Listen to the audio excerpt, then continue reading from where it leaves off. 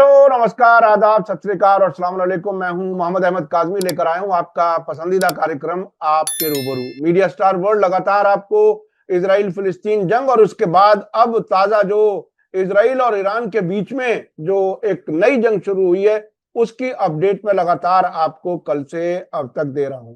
आज मैंने फिर कोशिश की है तेहरान से बात करने की।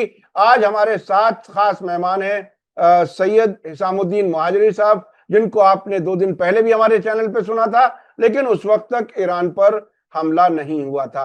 आज की सूरत हाल यह है कि ईरान ने भी हमला किया है इजराइल पर और इजराइल ने भी ईरान पर फिर और हमले किए हैं। नहीं मालूम कहां तक बात बढ़ेगी। हिसामुद्दीन मुहाजिरी साहब का खुद अपना घर, अपने मोहल्ले में बहुत बड़ा नुकसान हुआ है। यहां भी इजराइल ने हमला किया है। कल मैंने उनकी थोड़ी सी बाइट आपको दिखाई थी, उस वक्त टेक्निकल किसी वजह से बात पूरी नहीं हो सकी थी।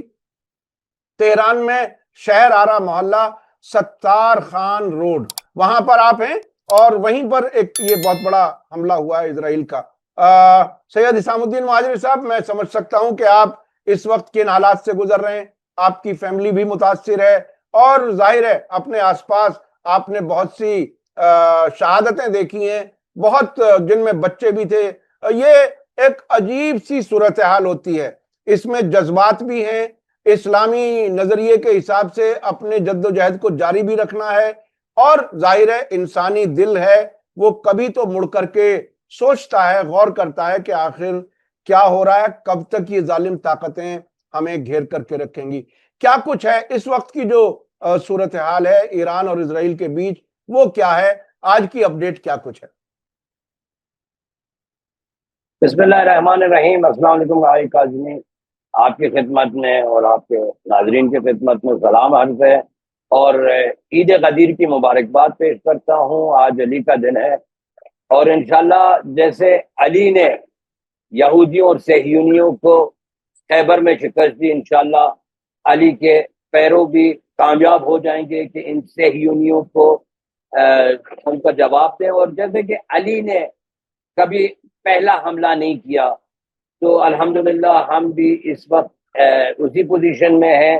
पहली जारियत उन्होंने की है, उन्होंने हमारे साथ जंग का ऐलान किया है, उन्होंने यहाँ पर हमारे जो रेजिडेंशियल एरियाज थे उसको हदफ बनाया है, उन्होंने इकदाम किया है और अपने अमेरिका, उनके जो आगा है उनके बलबूते पे और उनके ताबन से किया है।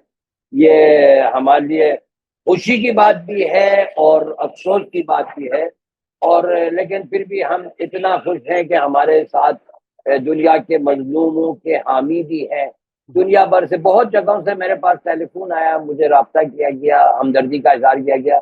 ये बहुत खुशी की बात है। मेरे दोस्त इराक से उन्होंने मुझे फ़ोन किया बहुत बड़ी तादाद में, और आपके यहाँ से भी लोगों ने यहाँ पे मेरी तबीयत पूछी है, आपके हिंदुस्तान और पाकिस्तान से। मैं सबका मशहूर हूँ, उन्होंने हमारे खैरियत पूछा है। लेकिन ये बात जो है, ये सबसे पहली बात कादरी साहब, मैं आपको ये कहना चाहता हूँ कि वो सियासी लिहाज से ईरान के मद्दे मुकाबिल कुछ उनके पास नहीं था, इसीलिए उन्होंने ये सूरत हाल बना ली कि सूरत हाल जंग के रुख पकड़ ले, और ईरान के साथ जो मुज़ाकरात के मेज पर उनको जो शिकस्त हुई उसके नतीजे में ये हुआ है ताकि वो खबर को ढकाया जाए। ईरान ने अल्हम्दुलिल्लाह रब्बिल आलमीन इसी 24 घंटे में ऐसे इक़दामात किए हैं कि खुद एक रिकॉर्ड है दुनिया के हद तक। अब मिसाल के तौर पर F-35 जहाज़ों को जो ईरान ने गिराया, आज तक तारीख में ये बात थी कि इन जहाज़ों को कोई नहीं गिरा सकता। तो हमारे पास वीडियोस हैं, आप लोगों ने भी देखी होगी कि F-35 जो जहाज थे उनको निशाना बनाया हमारे जो एंटी एयरक्राफ्ट सिस्टम है। तो और इसके साथ साथ जो हमारे मिसाइल दागे गए हैं तल अवीव और यरूशलेम पे, वो भी इस बात की निशानदेही करती है कि उनका जो आयरन डोम है और जो उनके दिफाई तंसीबात हैं, वो भी एक बार फिर ट्रू प्रॉमिस 1 और ट्रू प्रॉमिस 2 के बाद अब ट्रू प्रॉमिस 3 में भी हम ये देख सकते हैं कि उनकी बेबसी आश्कार है। और ये सब इस तमाम साथ साथ नुकसान तो हुआ है, लेकिन खुशी इस बात की है कि हमारे मिसाइल वहां तक जा सकते हैं, वहां पे अहम हदफों को نشانہ بنایا جا سکتا ہے. تو یہ سب ڈیولپمنٹ آگے بڑھ رہی ہے، لیکن میرے خیال میں جو اصلی اقدام ایران کی طرف سے کیا جائے گا وہ ابھی پینڈنگ ہے.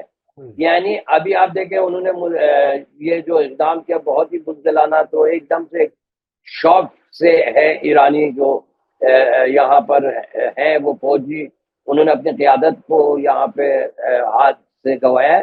تو یہ چیزیں ہیں، میں آپ کو کہتا ہوں کہ ایک دو دن میں سچویشن کی تبدیلی ضرور ہوگی، اور یہ توقع ہے. لیکن میں ابھی آپ کو یہ بتاؤں کہ ایران اور خاص طور سے تہران کے جو اہم جگہوں پہ ابھی نماز جمعہ بھی ہو رہا ہے، تو نماز جمعے کے بعد انہوں نے جو وہاں پہ مظاہرے کیے جمعے کی جماعت، اور اس کے بعد اصلی جو سڑکیں ہیں اور اصلی جو اسکوائر ہیں، مثال کے طور پہ تہران میں واقع انقلاب اسکوائر، آزادی اسکوائر، وینک اسکوائر، امام حسین علیہ السلام اسکوائر، اور میلاد ٹاور کے پاس، اور جہاں جہاں لوگ ہیں صادقیہ اسکوائر، میں نے یہ چیزیں سب خود میں نے دیکھی کہ لوگوں کی بہت بڑی تعداد وہاں پر ہے، اور وہ مسلسل ان کا ڈیمانڈ یہ ہے کہ ایسا جوابی کارروائی کیا جائے کہ اس کے بعد اس صہیونی حکومت اور اس کے آغاؤں کو ہمت نہ ملے کہ دوبارہ ایسے اقدام کریں. میں آپ کو بتاؤں کہ یہاں پہ جو عوامی خواہش ہے، لوگوں کی جو خواہش ہے، یہ ہے کہ اسرائیل کے علاوہ خطے میں جو دوسرے ممالک میں جو امریکی بیسز ہیں، یا جن بیسوں جہاں جہاں سے مثال کے طور پہ جن ممالک سے ایران کے خلاف یہ سازش جو حملہ ہوا ہے، جن ممالک کے پراپرٹی یا ان کے امکانات یا ان کے استفادہ ہوا ہے، تو لوگوں کی یہ خواہش ہے کہ ان کو من جملہ اردن اور بحرین اور جو ایسے جو ممالک ہیں، ایرانی عوام کا مطالبہ یہ ہے کہ ان کو بھی ہدف قرار دیا جائے. اب ہمیں دیکھنا ہوگا کہ ایرانی جو حکام ہیں وہ کتنا عوام کی بات سنتے ہیں، کیونکہ اگر حملہ امریکی بیسوں پر ہوگا، کیونکہ ان کے جو یعنی نزدیکی ہے، یعنی جو قریب ہے ہم سے، تو ان کے نقصانات بہت ہی زیادہ ہوں گے. ایرانی عوام یہاں پہ متحد ہو چکے ہیں، یہ بہت بڑی بات ہے. ہوائی قاضی میں چاہتا ہوں کہ اس کو زیادہ ہائی لائٹ کیا جائے، کیونکہ جو پروپیگنڈا اور میڈیا وار ہے اس میں کہہ رہے ہیں کہ میں یہ دیکھیں ابھی کچھ چیزیں ہیں جو لوگوں کے ذہن میں بہت سوال آ رہے ہیں ایران کے سلسلے میں. ایک تو یہ کہ کیا ایران میں اتنے بڑے بڑے جو فوجی افسران، جو بڑے ذمہ داران، کیا ان کی سیکیورٹی بہت کافی نہیں ہے؟ کیا سیکیورٹی کا انتظام کمزور ہے؟ یا ایئر ڈیفنس سسٹم جو اس سے پہلے والے اسرائیلی حملے میں کافی کامیاب ثابت ہوئے تھے، کیا اس بار وہ کامیاب نہیں رہے؟ ایک انالیسس اسرائیل کے میڈیا میں یہ آیا ہے کہ امریکہ اور اسرائیل نے مل کر ایران کو دھوکے میں رکھا ہے بات چیت رکھ کر کے، اور یہ ان کی سوچی سمجھی سازش تھی. کیا ایران یہ سازش نہیں سمجھ سکا؟ کیا ہوا یہ جو اتنا بڑا نقصان ہوا؟ دیکھیں، سب سے پہلی بات یہ ہے ہوائی کاظمی، آپ دیکھیں کہ ہمارے مد مقابل جو لوگ ہیں، جو معاد کے اس طرف کون ہیں، وہ دنیا میں سب سے بڑے اپنے آپ کو ماننے والے امریکہ، اسرائیل، مغربی ممالک، سب کے سب متحد ہیں ایک دوسرے کے ساتھ، ان کا تعاون ہے. لیکن ایران ایک بھی ان کے لیے کافی ہے. اور یہ سیکورٹی لیبس تو وہاں پہ بھی ہیں، اسرائیل میں بھی تھے. اب یہ میں آپ کو صرف ایک اتنا بتا دوں، یہاں پہ جو فوجی قیادت سے کچھ لوگ شہید ہوئے ہیں، یا خیر ایڈمنسٹریشن سے تو کسی کی شہادت نہیں ہوئی ہے. اور یہ صرف میں آپ کو یہ بتانا چاہتا ہوں، آپ مجھ سے بہتر جانتے ہیں کہ ایران میں شہید رجائی ہمارے صدر تھے، ان کو مارا گیا. پھر شہید باہنر، ڈاکٹر بہشتی، ڈاکٹر مفتح، ڈاکٹر مطہری، ممبران پارلیمنٹ، وزراء، مختلف جو ہمارے اعلیٰ حکام ہیں، ان کو مارا گیا. لیکن انقلاب جاری رہا. لیکن ایک اور جو خاص بات ہے میں یہاں پہ کہنا چاہتا ہوں، ہمارے جو قیادت ہے وہ عوامی قیادت ہے، وہ لوگوں کے بیچ میں رہتے ہیں. آپ یہ نہ سوچیں کہ مثال کے طور پہ وہ کسی انڈر گراؤنڈ بنکر میں رہ رہے ہیں یا فلاں. ہمارے ساتھ پڑوس میں رہ رہے ہیں، ہمارے گھر سے ان کا گھر لگا ہوا ہے، وہ ہم ہی میں سے ہیں.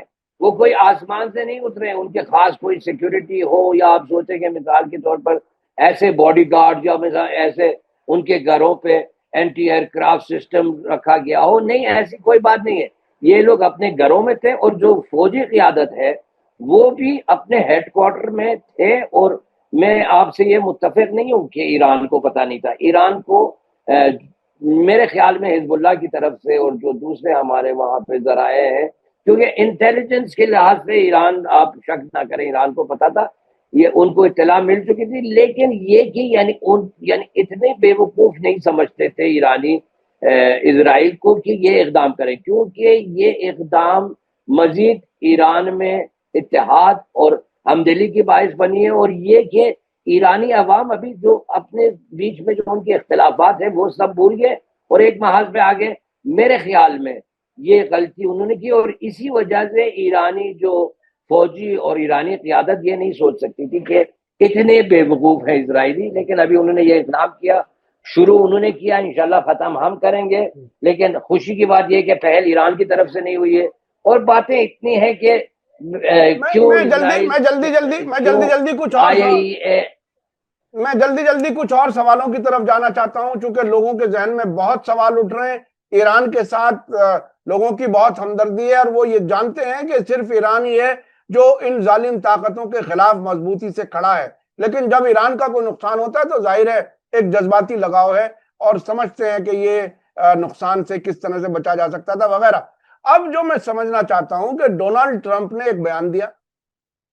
اس نے کہا کہ میں نے 2 مہینے کا ٹائم دیا تھا ایران کو، اور آج 61واں دن ہے، اور دیکھا کیا ہوا، اور ابھی اور بھی بہت کچھ ہوگا. یعنی اس سے انہوں نے یہ صاف دکھا دیا کہ امریکہ اس حملے میں لگاتار شریک تھا. اسرائیلی میڈیا بھی یہ بتا رہا ہے کہ سنڈے کو جب بات ہوئی تھی نتنیاہو اور ٹرمپ کے درمیان، تو اس وقت ٹرمپ کو بتا دیا گیا تھا کہ یہ ہم حملہ کرنے جا رہے ہیں. یہاں تک بات اپنی جگہ. اس کے علاوہ یہ جو عرب حکمراں ہیں، ان ملکوں سے اوپر سے ہوائی جہاز اڑ کر کے آپ کے یہاں تک آ گئے، ان کے خلاف کیا کرے گا ایران؟ کیا لگتا ہے ابھی کیا موڈ ہے؟ چونکہ ایک طرف ایران پڑوسی ملکوں سے دوستی بھی چاہتا ہے، اور ظاہر ہے ہر ملک کو چاہنی چاہیے، لیکن کردار یہ ہے کہ وہ اسرائیل اور امریکہ کو راستے دے رہے ہیں. اب کیا ایران کیا کرے گا؟ ایران، میرے خیال میں ایرانی عوام کی جو یہاں پہ خواہش ہے، میرے خیال سے ابھی ایرانی حکومت اور ایرانی افواج اس کو نظر انداز نہیں کر سکتے.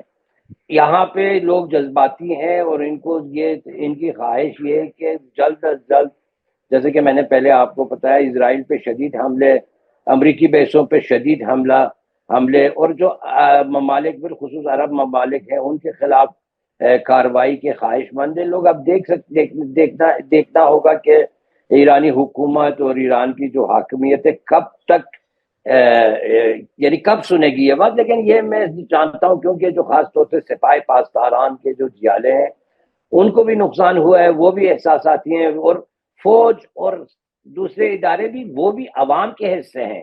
یعنی جب عوامی خواہش ہو تو یہ حکومتی خواہش میں بھی تبدیل ہو سکتی ہے. لیکن اقدامات بہت شدید ہوں گے، اور امریکہ اور اسرائیل نے یہ جنگ جو شروع کیا ہے یہ چھوٹی جنگ نہیں ہے، یہ اتنی بڑی جنگ ہے کہ پورے علاقے کو اپنے اندر ضم کر سکتی ہے. اور یہ ایرانی حکام اور ایرانی عوام نے ہمیشہ جنگ کرنے سے پرہیز کی تھی.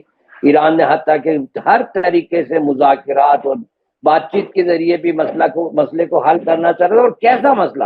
اگر وہ کہتے ہم کو کہتے ہیں آپ ریسرچ نہ کریں، آپ کتابیں نہ پڑھیں، آپ تعلیم حاصل نہ کریں، تو یہ کیسا اقدام ہے؟ آج آپ لوگ جو دیکھ رہے ہیں ہمیں بتائیں، کیا ہم غلط کر رہے ہیں؟ ہمارے کام غلط ہے، ہمیں بتایا جائے کہ بھائی نہیں، آپ لوگ جا کے غلامی کرو. یہ اگر غلامی اچھی چیز ہے، دنیا والے مانتے ہیں، خود غلام ہیں، ہمیں کریں، تو یہ ہمارے لیے یہ قابل برداشت نہیں ہے. یہ جو ان کی خواہشات ہیں وہ، اور جو اسرائیل کے پاس جو ایٹم بم ہے، میں قادری صاحب ابھی ایٹم بم کی بات جب ہوتی ہے نا تو یہاں پہ عوامی خواہش یہ بھی ہے کہ بھائی ایٹم بم دھماکہ کرواؤ، خدا کے واسطے دھماکہ کرواؤ، تمام جنگ ختم ہوگی. اور میں آپ کو بارہا کہہ چکا ہوں، یعنی دیکھیں جس کے پاس 60% افسودگی ہے، جس کے پاس یہاں پہ یورینیم کے ذخائر ہیں، جو کہ یہ اب ایران سے کیوں خوفزدہ ہے؟ کہتے ہیں کہ بھائی ایران بہت قریب ہے ایٹم بم کے، تو بھائی بنا لے، انہوں نے تو ہمارے پورا انفراسٹرکچر تو ختم نہیں کیا ہے، ایک نتنز پر انہوں نے حملہ کیا ہے، اور خود آئی کے بیان دیا ہے کہ بھائی فوجی تنصیب وہ ایٹمی تنصیبات کو زیادہ نقصان نہیں پہنچے۔ ہماری خواہش یہ کہ یعنی ہم جو ہے جہاں پہ ہم بحیثیت ایک انسان، ایک ایرانی شہری، ہم لوگ چاہتے ہیں کہ جلد از جلد ایران ایٹم بم تجربہ کروائے، اور یہ جو میزائل جاتے ہیں نا ہوائے کاظمی، جو وہاں پہ جا کے وہاں پھٹتے ہیں اور وہاں زمین بوس ہوتے ہیں، تو یہ اگر ان پر کوئی ایسے ڈنگ کی وار ہیڈ لگ جائے، اور یقین کرے کہ ہو سکتا ہے، یعنی ایران کے پاس اگر کوئی سوچے کہ نہیں ہو سکتا یہ غلط ہے، ہماری خواہش ہے کہ یہ ہو جائے اور جلد از جلد جنگ ختم ہو جائے۔ لیکن رہبر انقلاب اسلامی کا فتویٰ ہے، وہ لوگ کہتے ہیں، وہ فرماتے ہیں کہ انسانی بنیاد پر جنگ کرنی چاہیے، جیسے کہ مولا علی نے جنگ کیا، ہم بھی ویسے جنگ کریں گے، بس ہم تو بے بس ہیں، یہ خود علماء اور بزرگ جانے، لیکن یہ عوامی خواہش ہے کہ ایسا کوئی اقدام کیا جائے کہ ان کو وہ بچتا ہے۔ اچھا، ایران کے بارے میں دو بیان بالکل تازہ ہیں اسرائیل سے۔ ایک تو نتن یاہو نے ایرانی نوجوانوں کو ایڈریس کرتے ہوئے کہا ہے کہ ہم ایسا کام کر رہے ہیں کہ تم جلدی سے جلدی آزاد ہو جاؤ، ایک ظالم حکومت سے آزاد ہو جاؤ، یہ کہا گیا ہے نتن یاہو کی طرف سے۔ اور ان کا جو ڈیفنس منسٹر ہے اسرائیل کنٹز، اس نے کہا کہ اگر آیت اللہ خامنائی کا نام لے کر کے اگر انہوں نے اسرائیل پر اسی طرح سے حملے جاری رکھے تو ہم تہران میں آگ لگا دیں گے، تہران جل جائے گا۔ یہ اس کو آپ کس طرح سے دیکھ رہے ہیں؟ دیکھیں کاظمی صاحب، آپ ماشاءاللہ بہت ہی سینئر شخصیت ہیں، اور آپ کے ویورز میں دیکھتا ہوں کہ بہت ہی ایسے ایلٹس ہیں، بہت ایسے لوگ ہیں جو تاریخ جانتے ہیں، جو پولیٹیکل ڈھانچے کو جانتے ہیں، ثقافت جانتے ہیں۔ ایران کی تاریخ اٹھا کے دیکھ لیں، یہ ہو ہی نہیں سکتا، یعنی یہ ہمارے لیے ہو ہی نہیں سکتے کہ کوئی بیرونی طاقت آ کے بولے کہ بھائی میرے ساتھ مل کے اپنے گھر کو جلاؤ، یہ ہو ہی نہیں سکتا ہے۔ یعنی وہ بول رہے ہیں کہ بھائی ایرانی آ کے اپنے ملک کے اندر اپنے گھروں کو آگ لگائیں گے، یہ میرے خیال میں یہ بات ایک پروپیگنڈا ہے، اور وہ خود جانتے ہیں کہ ایرانی سب ان سے منفور ہیں۔ انہوں نے جو پابندیاں ایران کے خلاف عائد کی ہے، ایران کو متحد کیا، انہوں نے ایرانی عوام کو جو تکلیف ہوئی ہے یہاں پہ پابندیوں کے دنوں پہ جو نقصانات ہوئے، تو یہ سب ان کی حقیقت لوگوں کے لیے آشکار ہے، یہ صرف پروپیگنڈا ہے۔ میں تو کہتا ہوں کہ ایرانی ثقافت اور تاریخ کے آپ جا کے ہر پیج کو پڑھیں، ایک ایک پیج آپ جا کے دیکھیں کہ تاریخ میں کب یہ ہوا ہے کہ بھائی کوئی بیرونی طاقت آ کے بولے کہ بھائی آؤ یہ حکومت بدل دیں تو ہم بدل دیں۔ اگر تاریخ میں ایک بار آپ ہمیں دکھا سکتے ہیں کہ کوئی کسی بیرونی طاقت نے ایرانی عوام کے ساتھ بغاوت کر کے کبھی بھی پوری تاریخ میں حکومت گرائی ہو، تو وہ دوسرے بار بھی جمہوریہ اسلامیہ ایران کو شاید، لیکن ہوا ہی نہیں، کیونکہ جو بیرونی ہے اس کو ایرانی جو ہے، یعنی آپ جو جا کے پارسی ثقافت سے سوچیں، اسلام سے پہلے دیکھیں، وہ کہتے ہیں کہ آقا یہ گھر سے باہر جو حملہ ہے وہ گھر کے اندر کو ہے، اور جو بھی باہر والے دشمن سے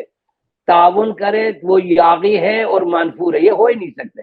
اب جب وہ ہمارے گھروں کو مار رہے ہیں اور ہمارے بچوں کو مار رہے ہیں، تو یہ ہر اقدام جو ہے ان کا مزید ہمیں ایک دوسرے کے ساتھ متحد کر رہا ہے۔ شاید ایسے باتیں بھی ہوں کہ ایرانی عوام ایک دوسرے سے حکومت سے ناراض ہو، لیکن یہ اقدام جو کیا جا رہا ہے، یہ ایسے اقدامات ہو رہے ہیں کہ ایرانی عوام ایک دوسرے سے زیادہ متحد ہو رہے ہیں۔ اور میرے خیال میں میرا تجزیہ یہ ہے کہ سیاسی میدان میں شکست کے بعد انہوں نے یہ اقدام کیا ہے۔ غزہ میں جو ان کی شکست ہوئی ہے فلسطینیوں کے سامنے، یمن میں جو ان کو شکست ہوئی ہے، دیکھیں وہ ایک چھوٹا سا یمن کو ختم نہیں کر سکے، وہ نہ حماس کو ختم کر سکے، حزب اللہ لبنان کو نہیں ختم کر سکے، تو بھائی ایران تو بہت دور کی بات ہے، پہلے یمن ختم کر لو پھر اس کے بعد غزہ ختم کر لو، تو ایران بہت دور کی بات ہے۔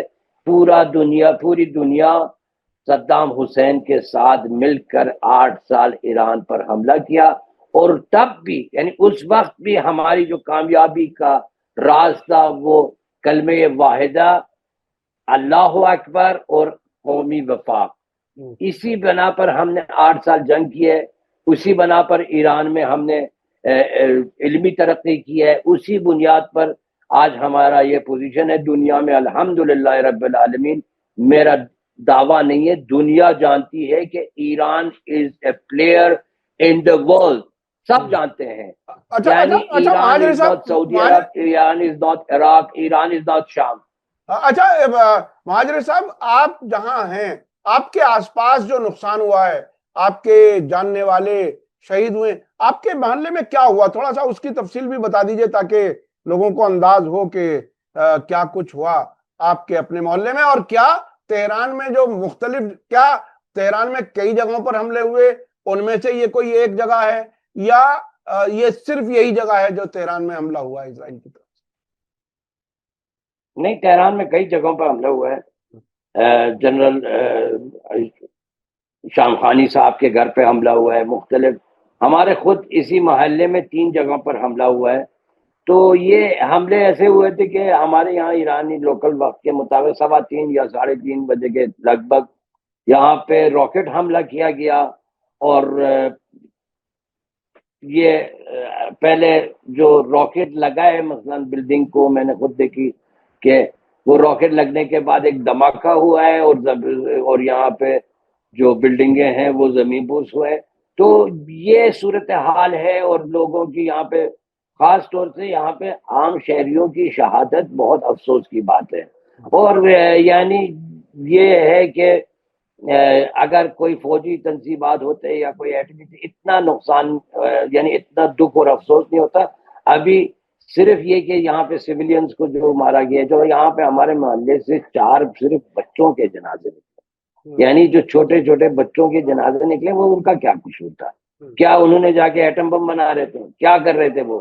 یہ مجھے بتا دیں، کیا وہ فلسطین؟ لیکن یہ کہ صرف قاسمی صاحب، میں نے کل بھی شاید آپ کو کہی ہوگی یا دوسرے جو چینل میں، یہ ہے کہ جو دعویٰ کرتے ہیں کہ ایران اور اسرائیل ایک ساتھ ہیں، ایران اور امریکہ ایک ساتھ ہیں، پتہ نہیں کسی نے کہا تھا کہ بھائی اگر ایران نے کبھی اسرائیل پر حملہ کیا تو پتہ نہیں میری قبر پہ آ کے کیا کرو۔ تو ان کے لیے فور دیر انفارمیشن، میں نے کبھی کبھار آپ کے پروگرام کے کمنٹس میں بھی دیکھے کہ بھائی انہوں نے کہا تھا کہ ایران اور اسرائیل ایک ساتھ۔ تو یہ ہے ایران، یہ ہے میرا گھر، یہ ہے میرا شہر، اور وہ ہے ایران، وہ ہے صہیونی جارحیت۔